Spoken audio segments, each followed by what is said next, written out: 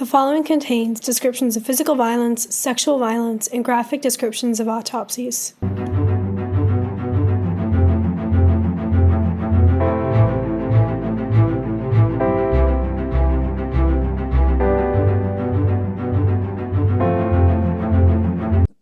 Hey listeners, welcome to episode 71 of TGIC Podcast and part 2 of our series on the murder of Pt.2 Blanchard, also known as the Gypsy Rose case. I'm Jillian.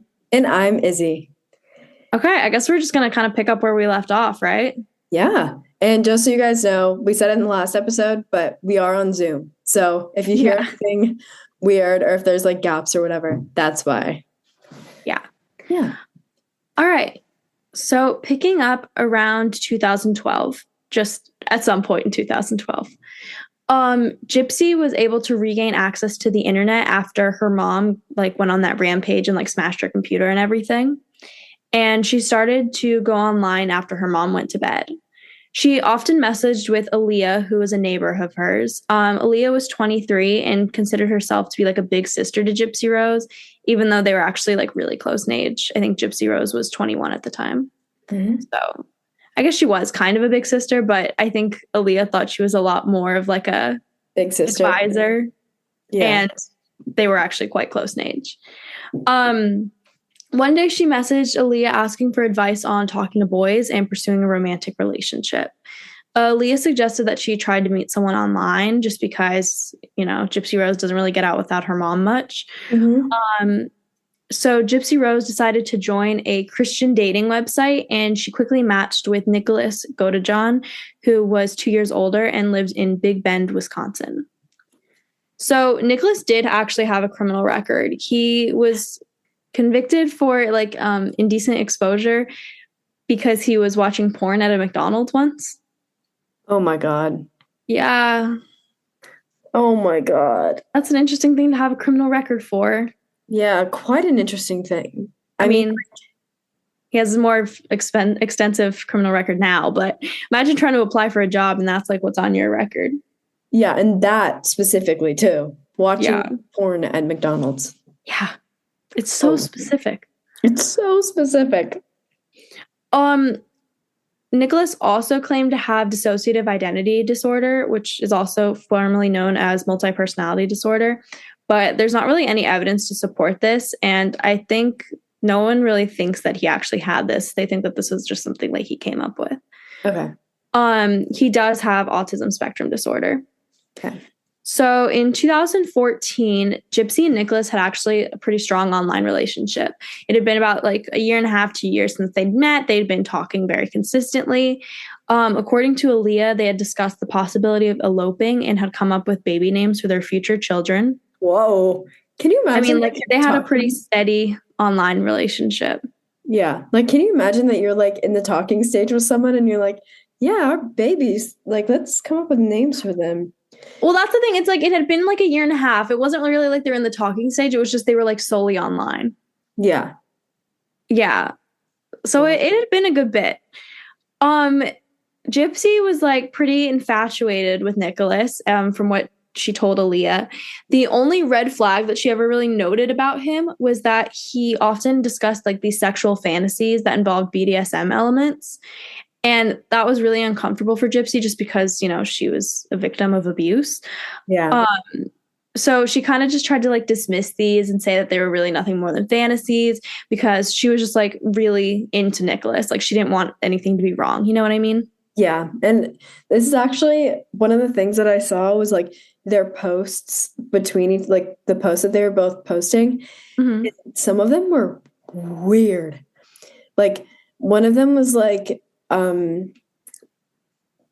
were just very odd. I've never, it was what? It was one of them was Gypsy posted a picture of Beauty and the Beast, fan art of Beauty and the Beast.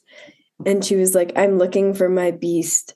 And Nicholas commented underneath it and was something about being a beast in the bedroom or something.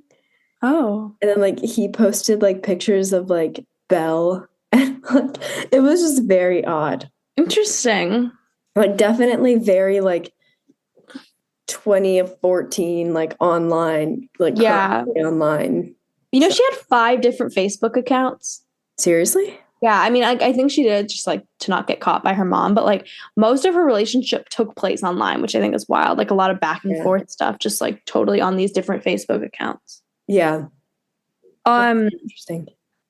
In 2015, after the couple had been together for almost 3 years at this point, they really wanted to meet in person.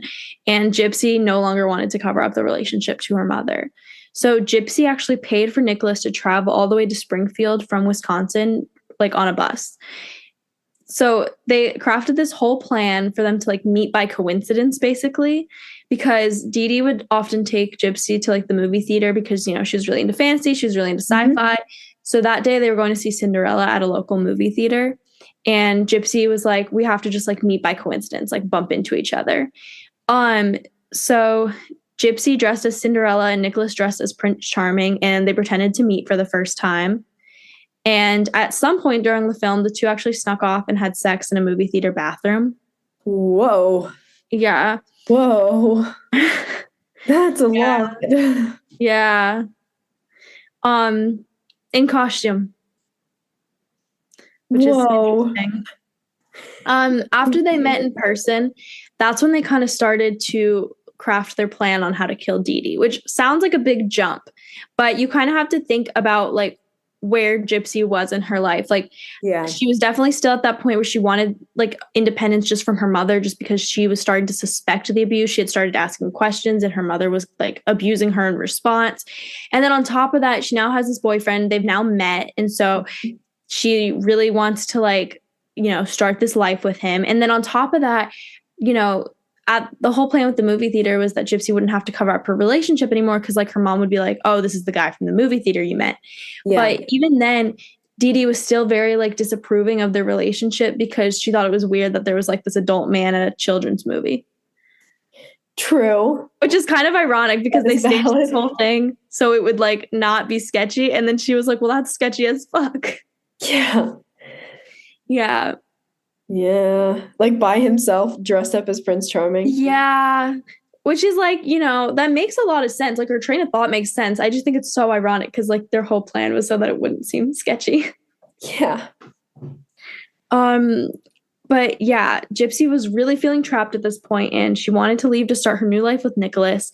And this only intensified by them meeting in person. So they started to craft this plan. They spent like a long time debating on how they were going to commit the crime, like a lot of detail. They debated getting a gun or poisoning her. Like there was graphic details on them planning this. And another really weird thing about their planning of the crime was actually that they would often not refer to themselves doing it. Like they would refer to like their evil selves as different people who were going to commit the crime. Like there are these messages that like Gypsy was basically asking like what Nicholas would need to commit the crime. But when she said it, she was like, what will he require? Not like you. It's like she was like referring to him with these like other, you know what I'm saying? Yeah. That's like, so interesting. It was like this other person. Like it's like a fantasy. It kind of plays into this whole thing with like Nicholas claiming to have DID because throughout their whole relationship, he'd kind of said that he had all these different like personas and he had this like evil persona.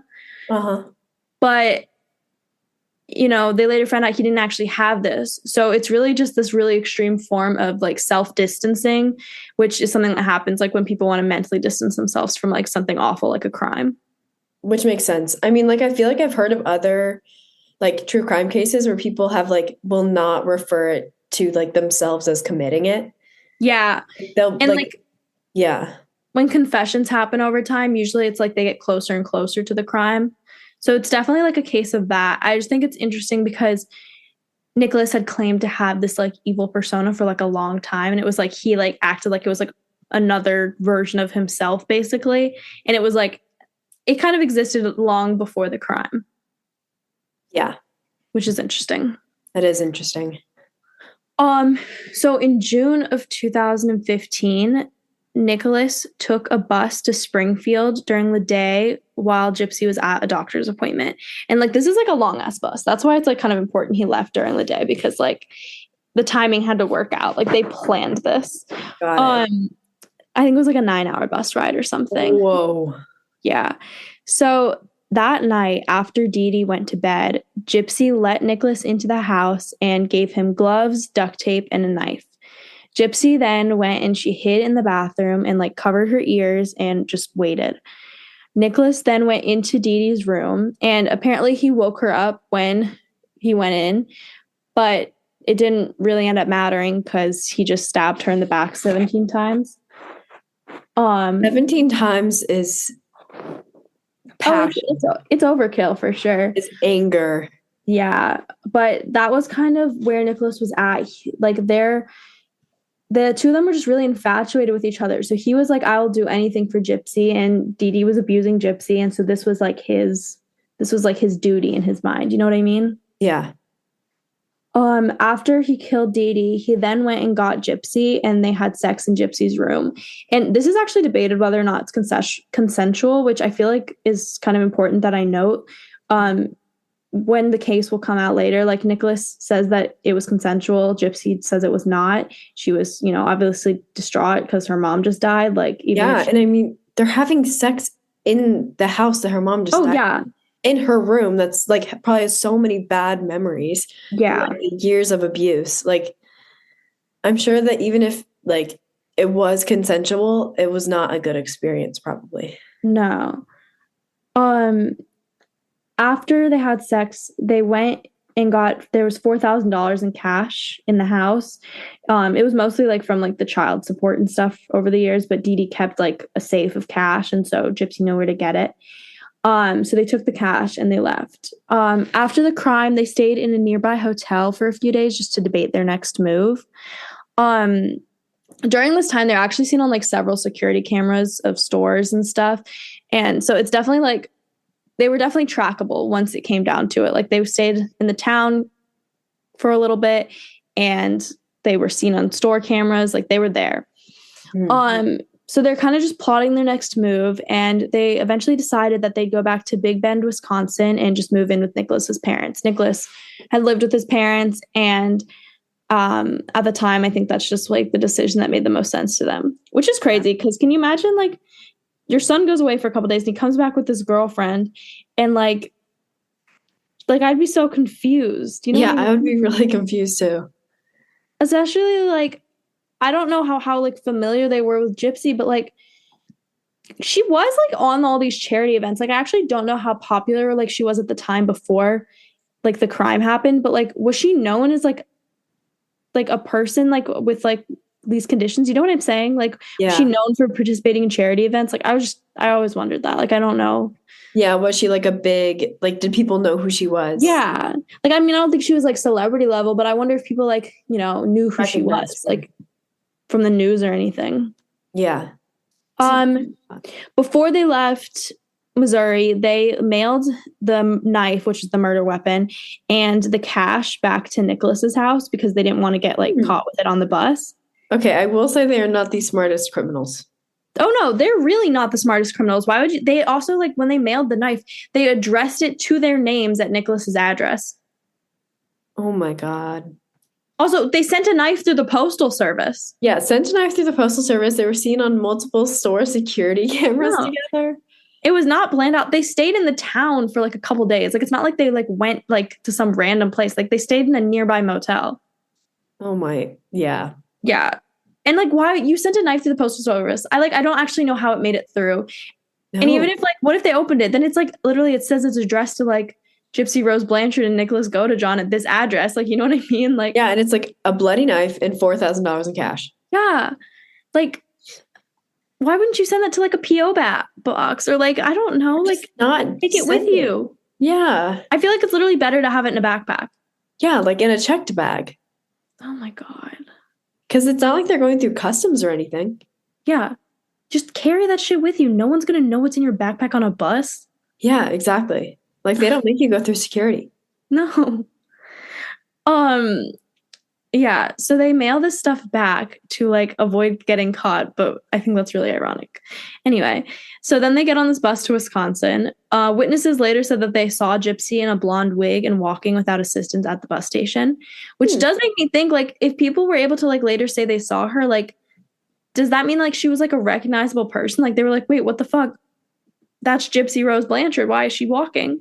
Yeah. Like, why is she in a blonde wig walking with this random man? Like, yeah, I'm so confused. Like, later people were like, yeah, we saw her. She was walking. It was really weird. But like, no one thought that was weird at the time. No one was like, wait, what the fuck? You're not supposed to walk. Yeah, no one was like, hey, Gypsy. So I see you're miraculously healed. Yeah, I'm confused. That does not make sense. I don't know. Maybe it was just one of those things that later they were like, oh, did you see her in a blonde wig? And people were like, yeah, I did. I don't know who she is, though. You know what I mean? Like, yeah. I don't know. After they've been in Wisconsin for a couple of days, the knife and cash did somehow safely arrive. I don't know how that did not get stopped. Yeah, by some luck. I once tried to send a bracelet through the mail and that got intercepted.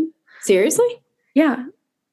I mean, I was like 6 and I put a bracelet in like an envelope. So like it was genius, but like. But still. Like, I don't know how a knife made it mail. through. That's so weird. And at that point, Gypsy said that she had thought she had gotten away with the crime, which I mean, I would think I'd gotten away with it too. Like, you're out of the state. Yeah. The knife and the cash made it. Like, you're free, basically. But that is when the guilt started to kick in. So now we're going to get into the arrests and the conviction / the trial. So on June 14th of 2015, close friends and Facebook friends of Dee Dee and Gypsy were immediately alarmed when they saw a disturbing post on a Facebook account that was supposedly like, it was supposed to be ran by Dee Dee. Like, it was like their main like mother-daughter account. Mm-hmm. So the Facebook post said, quote, "That bitch is dead." That's wild. Which is crazy. Like, crazy. That's wild. So obviously, in response to seeing this post, their friends went and visited the Blanchard home in Springfield to see if anything was amiss. So upon first inspection, the friends deemed that the house was empty because like nobody was responding when they were knocking on the door, and they just thought it was empty. So they called the police and requested a wellness check. So when the police went and searched the house, they immediately discovered the body of Dee Dee Blanchard stabbed to death and Gypsy missing. By this point, another alarming Facebook post had actually been published, and it implied that Gypsy had been assaulted prior to her kidnapping. Yeah, which is interesting. Upon inspection of the house, the police unsurprisingly found Gypsy's medical supplies and her wheelchair, indicating that she obviously didn't have the things that like her mother claimed were like her, like she needed to survive. Yeah, she needed them to survive. Yeah. So when police interviewed the friends that were on the scene after the police got there, like Gypsy's friends and neighbors actually confided in them that Gypsy was talking to a supposed secret boyfriend. And it was the girl that her neighbor who you were talking about earlier. Mm-hmm. So apparently Gypsy had like given her screenshots, which her friend had actually printed out and like given to the police that like documented their conversations and Nicholas's name. Huh. So after getting the name, the police got the IP address and then eventually Nicholas's address, and the police eventually contacted the Wisconsin authorities and told them about the situation with Gypsy and Nicholas Godejohn. So when the police in Wisconsin visited the home of the Godejohns, they found Gypsy alive and perfectly healthy, walking on her own.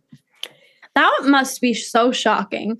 Yeah. Like, I mean, like you're already investigating this murder, but then when you go to find her, you're like, wait, what the fuck? Like you're walking around. You're walking, you're healthy. Like, just being in a wheelchair for that long. And then all of a sudden, like, I wonder what that was like for Gypsy to like realize that she could walk. Because I know when they first got back to Wisconsin, like part of her plan was she was going to like go see a doctor. I don't think she ever like did get the opportunity, but she was like going to go see a doctor to see like what actually was wrong with her. And there actually wasn't absolutely nothing wrong with her. Yeah. Well, I mean, she knew that she could walk from when she was little. Like that was the one thing she knew. And her mom, when she would go to doctor's appointments and stuff, her mom would always be like, stay in the wheelchair, don't say anything, like, don't move your legs, stay quiet.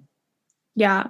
But like, I think her mom did tell her that like she wasn't strong enough to walk on her own for like long periods of time. And so that's why she like felt like she couldn't get out of the wheelchair. Yeah. Even though she probably like knew instinctually like, oh, I can move my legs. Yeah. Yeah. So as investigators were like looking into the past of Gypsy and Dee Dee, and talking to more friends and family members of the Blanchard, they uncovered the very like convoluted truth of the matter, which was that Dee Dee was most likely suffering from Munchausen by proxy, and that she had like a really long history of manipulating like her friends and family members.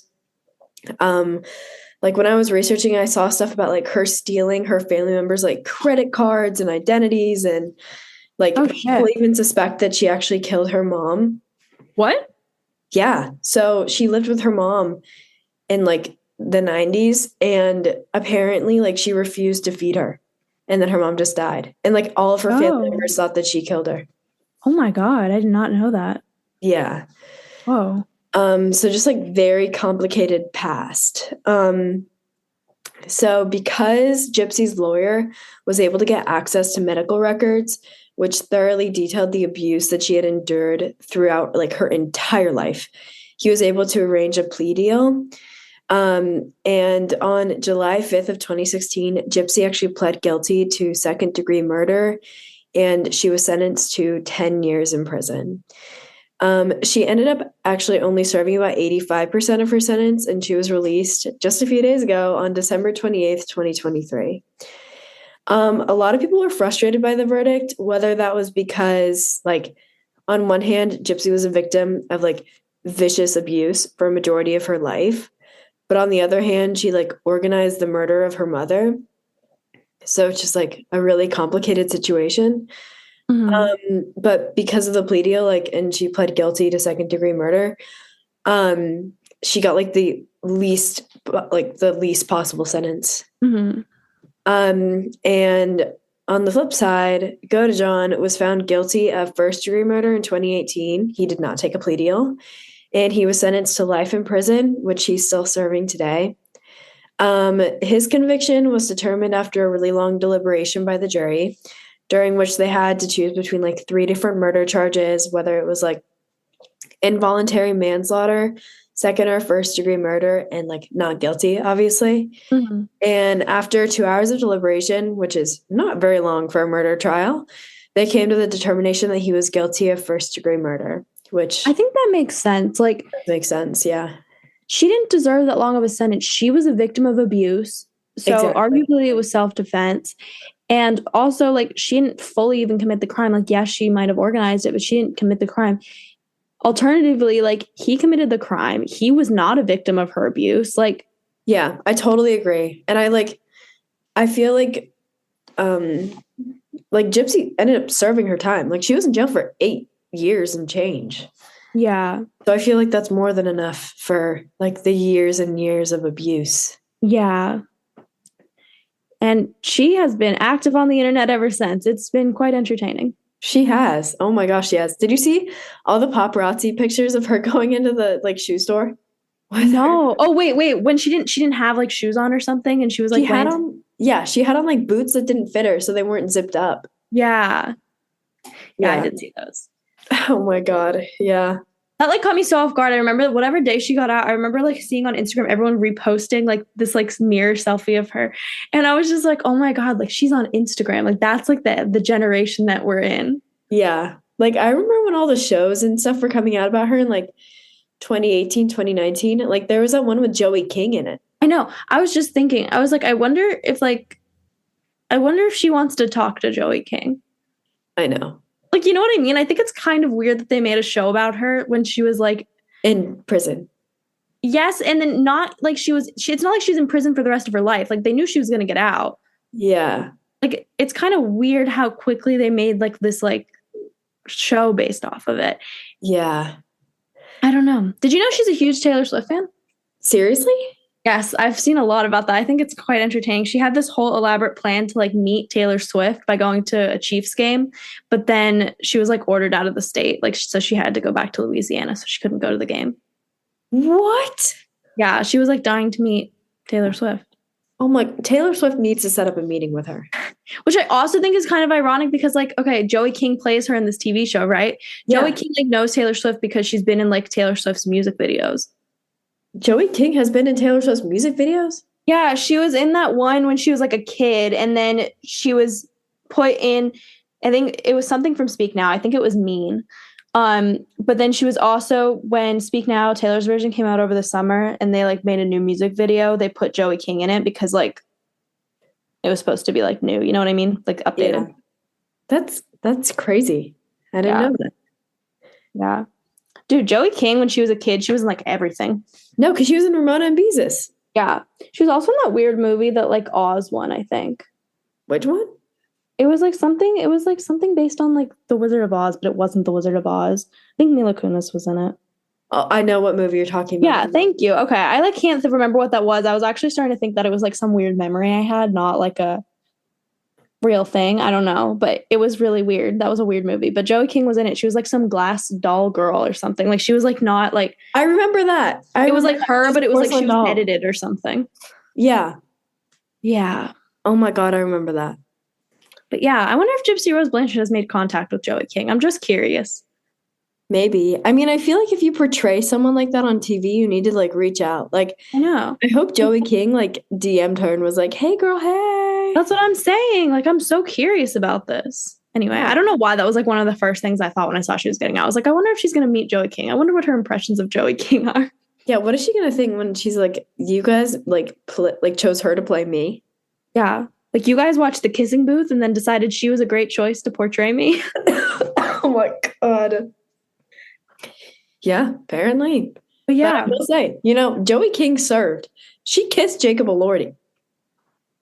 Is that serving or is that just like... That's so lucky. Luck. That's luck. I don't know if it's serving, but it's luck. But yeah. This was the Gypsy Rose Blanchard case. Tune in next month for another new episode and follow us on Instagram at tgic.podcast. Bye. Bye.